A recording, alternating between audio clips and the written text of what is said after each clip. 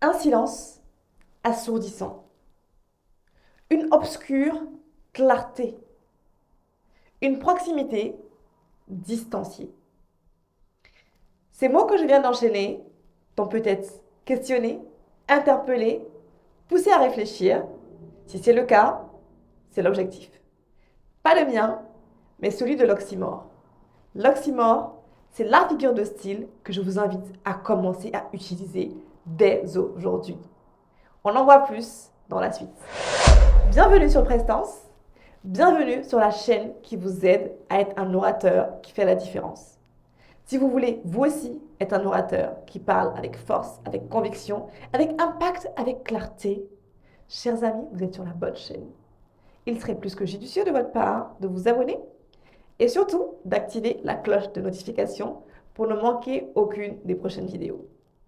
Vous m'avez fait part de votre besoin de gérer votre stress quand vous prenez la parole. Le stress.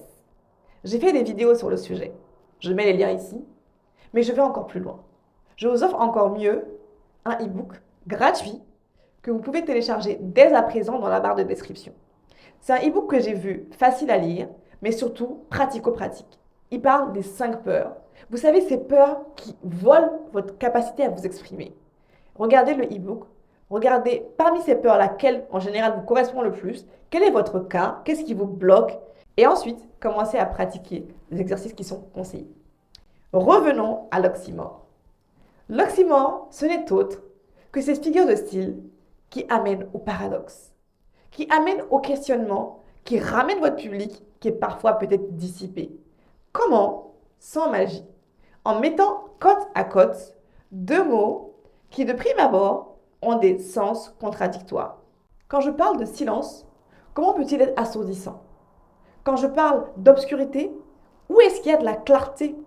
Quand je parle d'être proche, donc proximité, comment peut-on être en même temps distancié? C'est difficile à comprendre tout de suite pour l'esprit. Donc il faut que l'esprit prenne quelques secondes pour méditer.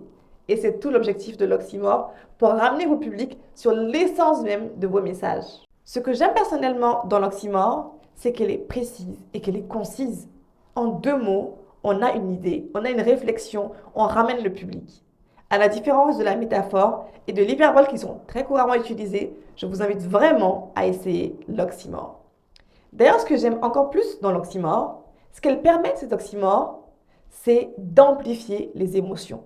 Oui, un discours, une prise de parole, ce sont des émotions qui sont véhiculées d'un orateur à un public.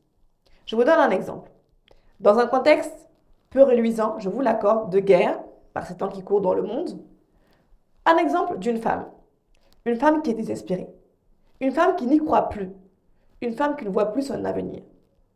À qui on donne la parole et qui commence en disant « Ma vie à moi, ma vie à moi, c'est comme un cri silencieux. »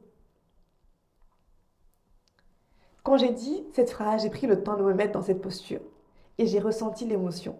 J'en ai quasiment même la larme à l'œil, vous ne le voyez pas, mais j'ai pris le temps de sentir que cette dame, sa vie était un cri silencieux.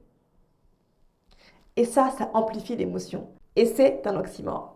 Ou alors, pensez à Steve Jobs. Steve Jobs, connu comme étant le fondateur d'Apple, qui est à l'origine de l'iPhone. Nombreux sont ceux qui sont à avoir des iPhones aujourd'hui, et j'en fais partie.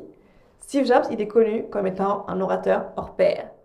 Steve Jobs, il avait l'habitude d'utiliser des oxymores. L'une des plus connues, c'est de demander à ses ingénieurs de faire de la simplicité complexe. Simplicité complexe. Ça résonne. Ça amène à la réflexion. Ça amène à l'innovation. Et c'est ce que donnent les produits Apple. Et on le voit tous aujourd'hui. Donc vous voyez, même les CEO utilisent cette figure de style. Pourquoi pas vous? Chers amis, je vous invite à oser la contradiction. Et vous verrez à quel point vos mots peuvent résonner dans l'oreille de votre public. Parce que oui, l'oxymore, c'est l'une de ces figures de style qui ne passe pas inaperçue.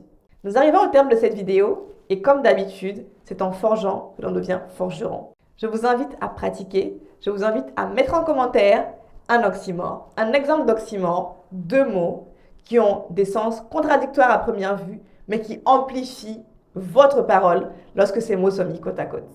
À vous de jouer. Rendez-vous la semaine prochaine pour continuer, chers amis, à travailler votre éloquence avec prestance. À bientôt.